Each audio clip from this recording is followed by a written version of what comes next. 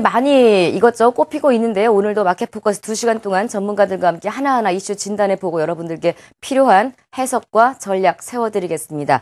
첫 번째 함께할 코너는 마켓 공감입니다. 키워드로 시장 풀어드리겠습니다. 대신증권 컨설팅 랩 문남중 연구원 스튜디오 모셨습니다. 어서 오십시오. 네, 안녕하십니까? 안녕하세요.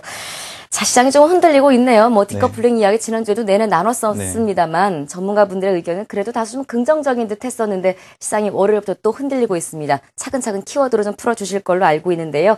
자, 이렇게 시장에 이슈가 되고 있는 핵심 키워드 첫 번째 공감 키워드는 어떤 걸까요?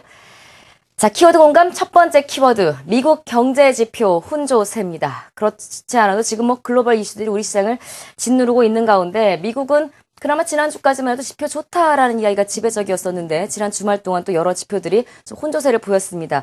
첫 번째 이슈가 아마 그 내용일 것 같은데요. 시장에 대한 어떤 영향력이 있을까요? 네. 일단은 뭐 지난주까지만 해도 그 미국 경제지표 호조세가 또 증시를 이끄는 또 모멘텀이라 그렇게 많은 얘기들이 있었습니다. 네. 하지만 또 지난 주말 같은 경우에는 또 일부 경제지표가 좀 혼조세를 보이다 보니까 어떻게 보면 미국 증시 조정의 빌미를 좀 작용했던 부분들이 있는데요. 저희 역시 이런 부분들은 경제지표 문제보다는 그동안 다우지수를 비롯한 미국 증시 자체가 워낙 많이 올랐기 때문에 어떻게 보면 빌미로서 좀 작용해서 조정을 보이지 않았나 그렇게 보고 있는 상황입니다. 일단 지난 주말 발표되었던 경제지표들의 명암을 좀 살펴보면요. 일단 2월 산업생산 같은 경우에는 예상 밖 호조세를 보였고 또 미시간대 소비자 심리지수는 2011년 12월 이후 최저치를 보였다는 점, 그리고 2월 소비자 물가 역시 3년 8개월 만에 큰 폭으로 뛰었고 또 3월 엠파이어 스테이트 제조업 지수 같은 경우에는 예상을 밑돈 점이 투심을 억제하면서 증시에 부담을 준 걸로 그렇게 보고 있습니다. 이처럼 경제지표 혼조세가 좀 나타나긴 했었지만 이러한 이유보다는 말씀드린 것처럼 지수의 사상 최고치 부담이 지수의 조정으로 좀 자연스럽게 연결됐다고 그렇게 보시면 될 것 같고요. 현재 확인되고 있는 고용이나 주택, 소비지표와 같은 경제지표 전반에 호조세가 나타나고 있다는 점, 그리고 미국 정책당국은 경기 부양을 위한 강력한 의지로 유동성 공급 확대 그리고 정책 변화를 표출하고 있는데 유동성 공급 확대는 주택이나 소비 시장의 활성화로 그리고 정책 불확실성 완화는 이제 경제 주체의 자신감 고취로 연결되고 있다는 부분들이 경기와 증시의 선순환 사이클 형성으로 연결시키고 있다는 점에서 좀 여전히 미국 경제 회복에 대해서는 꾸준히 긍정적으로 봐도 된다고 그렇게 보고 있는 상황입니다. 지수가 조정을 받으면 악재에 아무래도 이렇게 포커스를 맞추게 되고 증시가 또 상승을 하면 좋은 쪽에 포커스를 맞추게 되는데 미국 증시가 조정을 좀 받다 보니까 이 빌미로 이제 소비자 지표나 여러 가지 지표들이 혼조세를 보인 것들이 잡혔던 것 같은데 전문가님의 우리 문 연구원님의 의견을 들어보면 많이 올랐었다. 여기에 대한 부담이 조금 있었다. 여전히 미국 경제는 조금 긍정적으로 보고 계시네요. 자, 두 번째 키워드는 또 어떤 키워드가 우리 시장을 흔들고 있다고 진단을 하셨을지요. BOJ 신임 총재입니다. 내일이죠, 내일. 네. 그렇잖아요. 지금 우리 아베노미스니 뭐니 일본의 그 엔저 정책이 우리 시장을 크게 짓누르고 자동차 업종들에게 상당히 먹구름을 진하게 줬었는데 오늘 분위기 자동차는 그나마 괜찮은 것도 같고요. 신임 총재가 들어서면서 과연 우리 시장에 얼마만큼의 또 악영향으로 미칠지 아니면 이제는 좀 영향력이 줄어들지 많은 분들이 궁금해하시는데요. 일단은 그동안 엔저와 관련된 구간 자체가 일차적인 구간이었다고 보신다고 하면요. 이제 내일 이제 3월 19일 신규 BOJ 총재가 이제 취임을 하게 되는데요. 이제 내일부터는 2차 엔저 현상 국면으로 들어간다 그렇게 좀 보시면 될 것 같습니다. 사실 내일 예정되어 있는 신임 총재 그리고 2명의 부총재의 전반적인 경제 흐름에 대한 논의를 좀 본다고 하면 일단 일본 경제 회복을 위해서는 공격적인 통화 완화책이 꼭 필요하다 그렇게 보고 있는 상황이고요. 이런 부분들이 향후 일본 통화정책위원회의 성향 자체가 현재보다 좀 더 비둘기파 쪽으로 좀 돌아서지 않을까 좀 그렇게 보고 있는데 기인한다고 보시면 될 것 같습니다. 일단 새로운 일본 통화정책위원회의 등장으로 인해서 이제 공격적인 통화 정책은 좀 확대될 걸로 그렇게 보고 있는 상황이고요. 추가적으로 할 수 있는 정확한 정책 자체는 이제 추가적인 자산 매입이긴 하겠지만 일단 그 과정 속에서 어떻게 해야 될지에 대한 방법론에 대한 고민은 꾸준히 시장에서 불협화음으로 좀 계속 나올 수 있다 그렇게 좀 보시면 될 것 같습니다. 하지만 이제 다만 그 해외 채권 매입에 대한 얘기들도 일부 나오고 있지만 일단 주변국 들이 이 부분에 대해서 상당히 좀 부정적으로 나오고 있는 부분들을 본다고 하면 이 기조 자체는 좀 이연될 가능성이 높다 그렇게 보시면 될 것 같고요.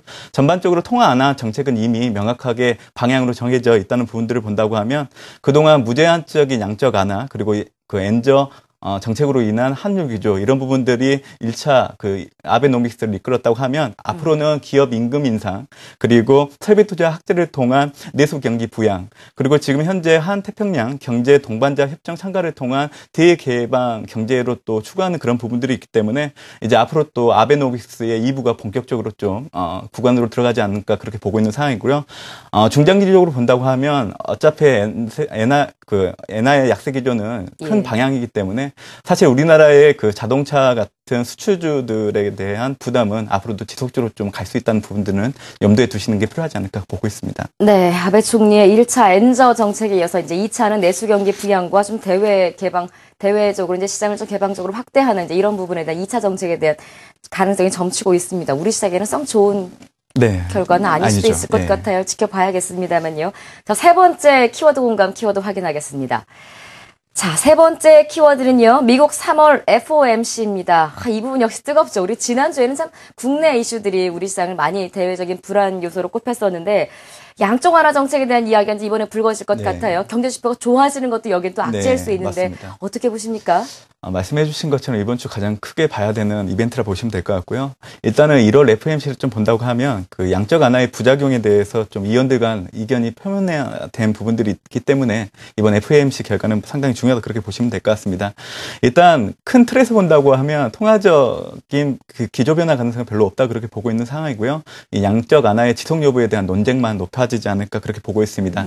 현재로서 제가 판단하고 있는 부분들은 연준의 통화 정책에 크게 변화를 줄 정책은 나오지 않을 걸로 보고 있는 상황인데 일단은 버냉키 의장 자체가 최근 들어서 의회 증언을 통해서 양적 완화 정책의 조기 종료에 대해서 일축했다는 부분들이 있고요. 또 두 번째는 지금 10캐스터를 앞두고 미국 경제에 대한 부정적인 영향에 대해서도 심각하게 고려를 해야 되는 부분들이 있기 때문에 이런 부분들을 염두에 둔다고 하면 양적 완화 조기 종료에 대한 부분들은 아직까지 시기일조라고 그렇게 보시면 될 것 같습니다. 네. 자, 오늘은 키워드가 좀 여러 개가 준비가 되어 있는 거 보니까 시장이 좀 많이 불확실성이 많이 있는 것 같습니다. 오늘 키워드는 네 번째까지 준비가 되어 있는데요. 과연 마지막 키워드는 어떤 걸까요? 자, 키워드 공감 마지막 키워드 추가 하락 제한적입니다. 얼핏 봐도 우리 코스피 시장을 이야기하는 것 같은데 불안해요. 좋을 거다 전망들은 나오고 있는데 시원하게 안 올라가니까요. 단어만 들으면 추가 하락 제한적이라는 건 역시 코스피 시장은 조금 더 이제 방어를 좀 하겠다 이런 해석이신가요? 네.